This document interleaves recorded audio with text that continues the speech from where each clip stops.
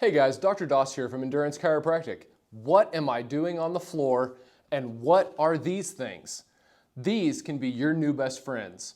Hang with us, let's talk about how a foam roller and a lacrosse ball can change your world.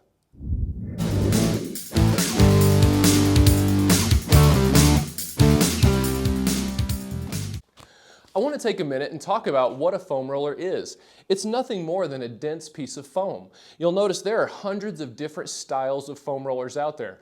I prefer the most basic kind. This is a flat, dense foam roller. You can get them off many online sites, and a lot of health stores carry them as well. What you want to look for is a dense, closed cell foam pattern like this. If you see one that looks like a pool noodle where you can see little holes, it's not going to last very long and it's likely going to be too soft.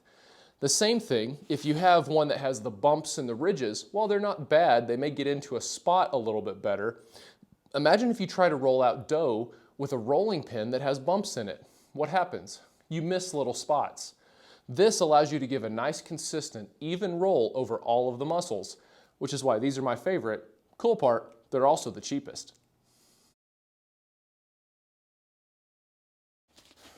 So the first thing that we're going to do is we're going to start off on our quads. Our quads run on the front portion of your thighs. These are major knee extensors, so people that have knee trouble, hip, or back trouble generally find some help with this. The way that we're going to start is we're going to take this foam roller and we're going to roll out. You're going to lay on your stomach. You're going to get into a nice plank position, not letting your back sag, and you're going to pull your elbows to your sides. Get that foam roller all the way down next to the knee and all the way up as high as you can go, rocking back and forth. This is scanning through the muscle. We'll be doing this for all of the movements that we're doing, and you're going to find the tender spot. I've got one right here.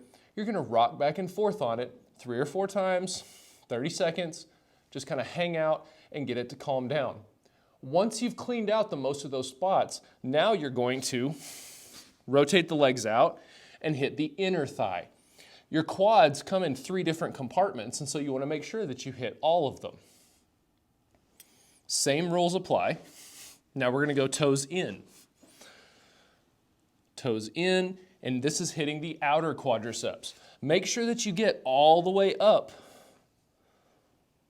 to where you're able to get close to your knees. Again, this is for the quads, so make sure you spend plenty of time rocking those out.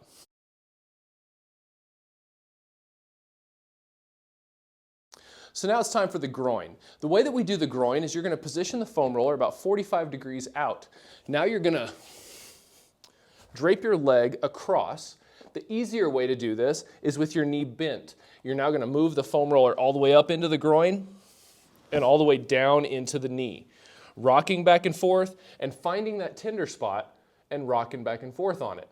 If this doesn't quite give you enough pressure, you can extend the leg and that will create a lever which then creates more force downward. To do the other side, turn it over and the same thing.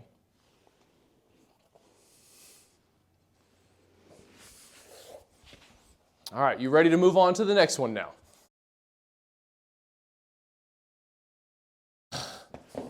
The good old IT band. This is everybody's favorite. This is the one that runs all the way down the side of the leg. You generally get some knee pain associated with it. Runners love this muscle.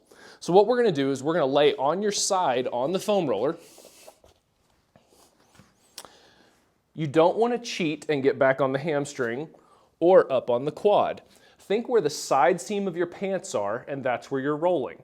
You'll notice I don't have my legs stacked on top of each other. I have one leg over top. This gives me balance. So you're going to roll up, get all the way to the base of that knee, and all the way up to the pointed part of your hip. There's a bone that points out up here. It's the head of the hip. Don't roll on top of it. There's a fluid-filled sac called a bursa that you don't want to irritate, so stay beneath it.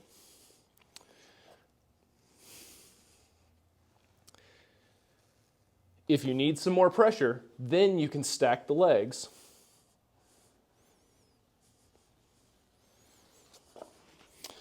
As with any of these things, we want to make sure that you're doing both sides. We don't want to have any imbalances where you're walking in circles later. The next one that we're going to jump into is the calves.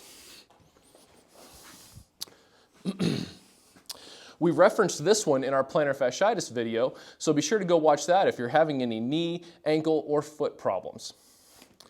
What we're going to do now is you have two different ways of doing this. If you have ape arms like me, you can lift up and roll the calves. Get all the way up to the top of the calf, all the way to the bottom. Most people, this won't give enough pressure. So now you're going to cross the leg over. There's the pressure. You're going to turn your toe in, turn your toe out. The most tenderness is likely going to be right up there in the biggest, meatiest part of the muscle. Rocking back and forth, and remember, do both sides. If you don't have the gift of ape-like arms, which most people don't, what you can do is cross the arm over, or cross the leg over, cross the leg over, press down with the top leg, and create your own pressure there. You will have to reposition the foam roller 3 or 4 different times to get the whole muscle. Don't skimp out. Go all the way from the Achilles, all the way up to the top of the calf. Search and destroy. All right, now here's where we get to have some fun. We get to do just a little bit of balance work. First one that we're going to do is the buttocks. To get the buttocks taken care of, it actually takes 2 different rolling techniques. The first one, you're going to lean back, you're going to sit on the foam roller and lean to one side. You're now going to roll up. You're almost rolling into your low back. So it's not just the part where you're sitting. I'm rolling my left buttocks right now. You're going to go all the way up to your pant line.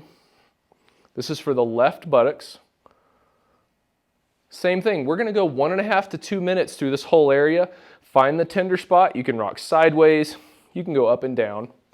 After you've spent enough time on that, then you're going to go into your figure 4 stretch. Cross the leg over and re-roll it. This places a stretch on the glutes, and it allows you to hit different portions of the muscle you couldn't get before.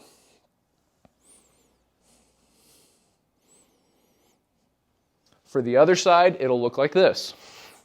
Lean and roll the right, then cross over. From here, it's a very easy transition up into the low back. So what you're going to do is you're going to start off by sitting on the foam roller, placing your hands on the floor. From here, you're going to keep your arms on the ground and your back straight. And you're going to lean side to side and roll out that low back. It's very important to remember you do not have a rib cage down there to help support your back. So you do not lean over top of it. That will create compression in the lumbar spine that you don't want to have. So keep your hands on the ground, distribute your weight between the foam roller and your arms, and roll back and forth. Once you've done that, it's another really easy transition up to the thoracic spine. This one you have a rib cage, so you're able to transition to full weight bearing on the foam roller. You can lean side to side, all the way up and down. As with all of these, 1.5, 2 minutes, search and destroy, find the tender spots. You might feel or hear a couple little pops and clicks in the thoracic spine. It's totally normal as long as it's pain-free. You also do not want to place any pressure on the neck. You're going to stop rolling about here to make sure that you're not placing any load on the neck. One of my absolute favorites with a foam roller is done vertically. What you're going to do is sit on the foam roller and lay back on it. I have my arms here for balance. Now what you're going to do is turn your palms up, pinch those shoulder blades a little bit, and you're going to do a snow angel. Try and keep the elbows in your hands on the floor the whole time.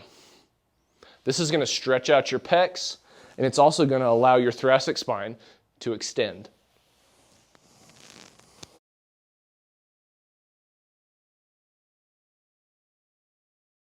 Alrighty, now it's time for the upper body. One of my absolute favorites is using a lacrosse ball. You can also use a golf ball or something else that's going to slide and it's fairly firm. What you're going to do for the base of your skull and neck, you're going to get against the wall. I have my feet away from the wall a little bit. You're going to drop your chin and you're going to roll out your neck. You're staying off of the midline of the neck. So this is the midline. There's a little spinous process there. You're going to the sides.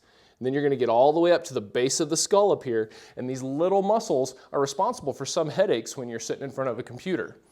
So here again, drop the chin down just a little bit and roll it out. Once you get up to the very top, you can nod, you can rotate slightly, up and down, and roll it out. Then to the other side. Find those tender spots. If at any point you start to get a headache, move off of that spot, just like the others.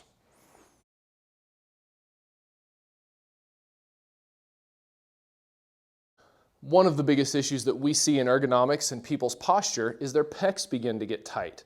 We showed you in our ergonomics video how to stretch out the pec. There's also a way to roll it. So what you're going to do, you're going to have to watch my back for a second, but I am placing the ball right in the middle of that meaty part of the muscle. Ladies, keep it off of the breast tissue, above and in the pec muscle. You're going to get against the wall right here, and you're going to roll sideways and up and down. Once you find a tender spot, raise the arm,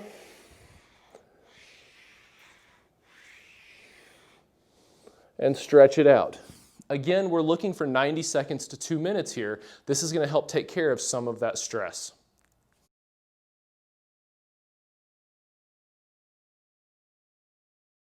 Finally, the last one that we're going to do on the foot and calf is with the lacrosse ball. To hit a calf with a lacrosse ball, it's very simple. You're going to take the ball, you're going to take your other hand and hold your calf. Then you're going to take the ball and mash around. This allows you to have complete control. This is actually a little bit better than foam rolling the calf because you can really find that tender spot and just kind of hang on for a second. And you can stretch the calf out, you can do circles, and work out those tender places. For the foot, it's very simple as well.